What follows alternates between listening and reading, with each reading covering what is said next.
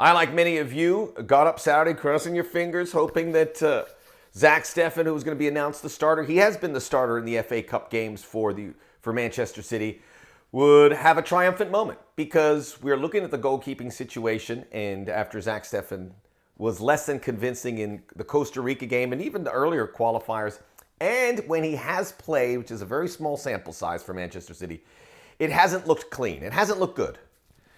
And then in the FA Cup semi against Liverpool, down a goal, ball is played to him. He doesn't see Sadio Mane. Mane comes in, knocks the ball in his net, egg on the face of Zack Steffen. Man City would go on to lose 3-2. One goal game.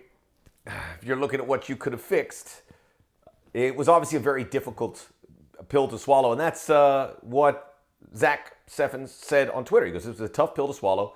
Trials and tribulations, failures and successes, that's life.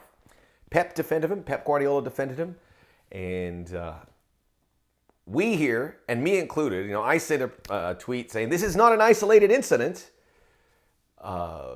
We can't hand him the reins, right, of this goalkeeping situation. So it was piled on from everyone. And everyone made their 2 cents. In our little echo chamber of U.S. soccer, it was everyone laid in to Zack Steffen. And look, I'm cleaning myself. And I felt awful afterwards. But I said to myself, is this progress? Is this how we're supposed to be? Jimmy Conrad, good old Jimmy Conrad, sent a tweet saying, pick your head up. Zach, we're pulling for you. And he sent videos of other great goalkeepers making mistakes. Now, Ederson did this in a game, got away with it. So playing the ball in the back. And we should say that Manchester City, the goalkeepers are a little different. You've got to be good with your feet. You've got to be able to support and pass, directional passing to guys in the defense, guys in the midfield. It's got to be good. So it's a very intricate setup. So that's on Zach's shoulders as well. It's just, for me, and we'll talk about it here today on the Soccer OG. Check out the Soccer OG podcast. I'm joined by the most interesting man in American soccer, Shep Messing, the chairman of MASL, Major Arena Soccer League. We'll talk about his career, playing with Pele, all that stuff. That's on the Soccer OG podcast, where all podcasts are available. And please like and subscribe here. Let's go. Come on. Watch the old videos. So the question here, what do we make of the U.S. goalkeeping situation? We have 2 huge issues 7 months, 6.5 months away from the World Cup. We don't know the number 9, and although Zack Steffen is a starting goalkeeper, we don't know. He's not getting games. He needs games. So starting this conversation with the debate that we have, that is it better to be with a top club and be the backup and enjoy that training and that coaching, or is it better to play all the time? It's better to play all the time. You can see it etched on Zack Steffen's face. You can see the lack of games. You can see it when he plays for Man City. You can see it when he's playing for the United States. Big picture, though, I don't think Zack Steffen is as good as we would hoped he would been. That's okay.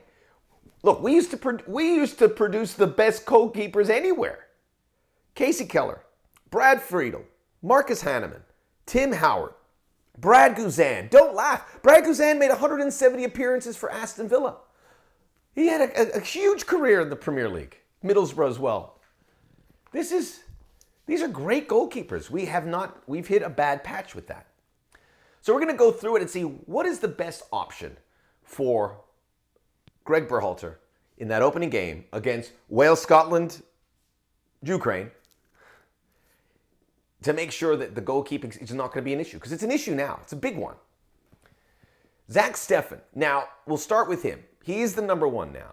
There has been these reports where he's talked about maybe going to a club where he's going to play full-time. I will say this.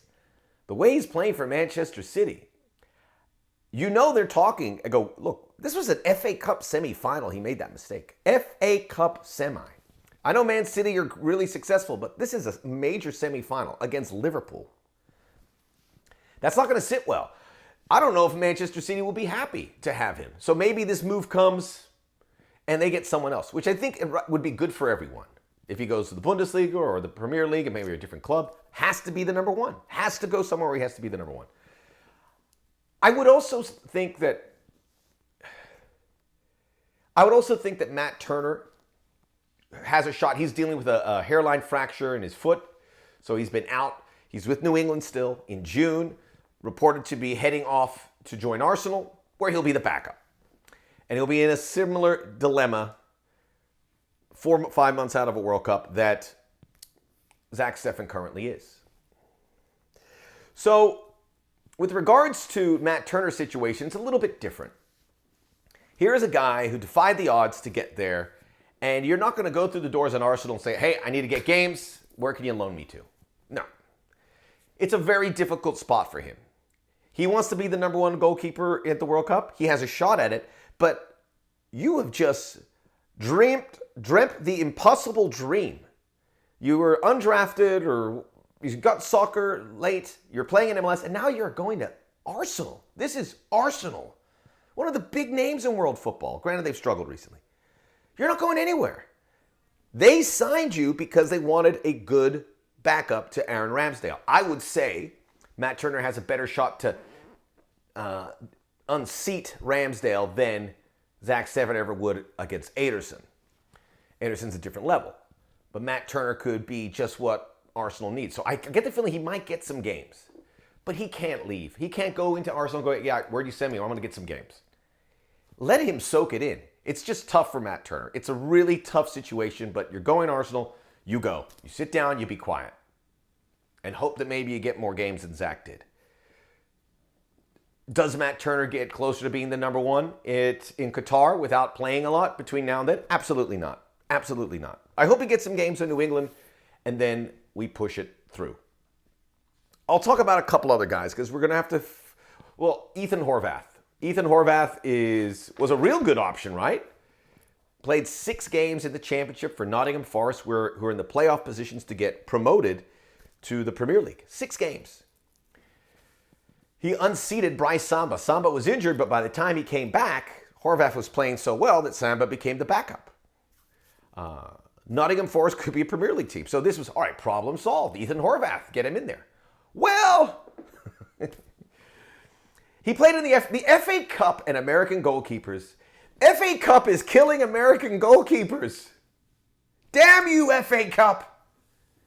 Quarterfinal, it's Liverpool again. Against Liverpool, Diego Jota, 78th minute, scores a goal. It was a horrible attempt at a save for Horvath. He was on his line too long, didn't locate the ball, and it got to Jota, and he's sweep. It was bad. And look, the next game, Bryce Samba's the number one. You could say it wasn't a howling mistake.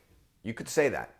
But after that happened, Bryce Samba became the number one, and Ethan Horvath's been the backup for the last 4 or 5 games. And I imagine that's how it's going to stay, because Bryce Samba's getting clean sheets, and Nottingham Forest are in those playoff positions. You're not going to change that. Horvath is not going to start playing all of a sudden, I don't think so, again here for Nottingham Forest anytime soon. So another situation. And let me tell you, Ethan Horvath looks, when he wasn't playing, did look like a guy who wasn't playing a lot.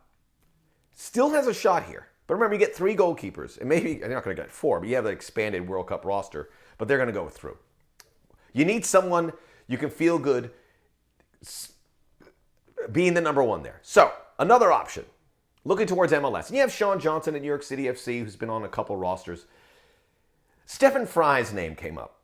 And he's just steely-eyed, uncompromising, robust goalkeeper that just doesn't make mistakes. We've seen him. He's great. Multiple trophies with the Seattle Sounders. Played with the Swiss under-15s at one point, so he is eligible to play for the U.S. And I've seen that gaining some traction, and when I tweeted that about Zack Steffen, a lot of people said, wait, what about Stefan Frei? I'm like, there's an identity issue here, right? You have the youngest team in the World Cup, right? Their average age around 24.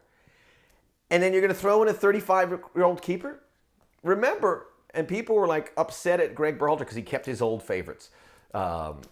Sebastian Lletget and Jossie Zardes. But those guys are not getting called up anymore. They're not coming back. This young team is our team. This is our team. And you're going to tell me you're going to throw a 35-year-old in there all of a sudden? I don't know what if they would even consider it. I know Gregg Berhalter is going to be saying, it's still, Zach, you're still our guy. Let's see what happens at the beginning of next season. Hopefully you're playing somewhere else and getting a lot of games. By the way, it doesn't mean he's leaving City, even though I would say that Man City can't be happy. It's Man City, right? They can't be happy, and obviously Steffen a little damaged right now. He needs to find, the only way you're going to get confident again is to play games. It's not sitting there on the bench.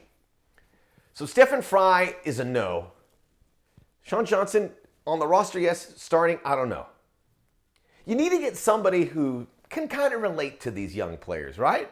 Because, and I've said this in the World Cup, and everyone's thinking we're going to run with it. We're not going to run with England with a less than confident goalkeeper and a number 9 that doesn't score goals. I'll brazenly say that right now. And if you saw my last video, people, if you haven't seen enough of that video, that's some of my finest work. That the first game is the most important, so you need a good effort. And listen, big picture with the U.S., the defense has been good in CONCACAF qualifying. And they have prevented too many shots going towards whether it's Steffen or Turner. Miles Robinson and Walker Zimmerman and Chris Richards and now Aaron Long, I think. It's a good group that will play well. But the goalkeeper is going to face 2 or 3 shots, and he's going to have to make those saves. So in a big picture thing, our defense is good. So with everything I said, 2022 is a World Cup where the U.S. could have a nice run. But this is all about 2026, to get ready for 2026, because a team this young is not going to win or make a semi. Maybe I think they can make a quarterfinal if the draw hits them the right way and they get the right matchup, if they resolve these situations. But 2022, you know, at the end, when you kick your last ball in Qatar, you're going to look around and go, all right, guys, we know what this feels like. You're going to be 28, you're going to be 27, you're going to be 25, you're going to be 30 in 4 years. We're going to host this thing. Let's bring it on home. So with that in mind, who's the best young goalkeeper we could get right now? And do you put him in there? I know it won't happen, but Gaga Slonina of the Chicago Fire, who's 17 years old, and he'll be 18 in about a month. Why not give him a sniff? Get him in there to grow with this team. Let him have that moment. Because he's amazing. 6'4", the incredible Chicago Fire defensive record right now. I mean, they're not scoring goals. They're not allowing goals. However, before I sing the praises of Slonina, he did not, the game this weekend, which I watched, which was an absolute rascal, was the Chicago Fire and the LA Galaxy. Not one shot on target was registered for either team. There were 2 offside moments for the Galaxy where Slonina was beaten, and then turned out the player was offside. I know it didn't count, but I would have liked to seen a little bit better attempt there from Slonina, who, again, is statuesque and is already getting a lot of games. I mean, he's played more games than Zack Steffen and Matt Turner combined this year, going even to last year. There's getting interest from clubs all over that want him, and Chelsea is keeping tabs on him. So this is real. I was told, by the way, there's another goalkeeper whose name escapes me for the Fire, who they say is even better than Slonina. So maybe this is a good sign that goalkeepers are going to get better here in the United States. We need it. So I was thinking about, do you put an 18-year-old in goal at a World Cup? The one young goalkeeper I can think of right now that's a contemporary is Gianluigi Donnarumma, who has had his fair share of mistakes for PSG and for the Italian national team. But he was breaking in on the Italian team at 18, 19. They were grooming him. And of course, it's all gone. This is probably the best example because it's all gone for the Italians, although they did win the Euros. But Donnarumma got those minutes after, the older statesman, Gigi Buffon, was there for so long. They started to get him in there. So there's an opportunity here. Again, it's a long shot, but I want to see Slonina get into these situations. At the very least, bring him to the World Cup. Because if you believe he's as good as what we're hearing, if you're Gregg Berhalter and you see him all the time and say he's as good, then you got to put him in place. And who knows? Maybe he just rips it up the rest of 2022, and all of a sudden he's playing alongside all these great young players like Gio Reyna, Christian Pulisic, and Weston McKennie, even though they're all a lot older than he is. He's 17. Just a thought, right? But as it stands here, the goalkeeping situation is shaky. I hope Zack Steffen fixes it, and he takes it. I hope Matt Turner continues to push it. What happens after that? You have got, if Gregg Berhalter, and he does a great job with player assessments, he has to be looking at this goalkeeping situation and I can't just stand here and let this go on. I have got to make a judgment call. I've got to create a competition, right? Gaga Slonina. Until someone else comes up, I don't know if you go the other direction. The Soccer OG, we're going to have this U.S. World Cup effort covered. We're going to talk about everything. We'll talk about some other things. Check out the Soccer OG podcast where all podcasts are available. I'll see you again next week. Have a great day. Happy Easter, everyone.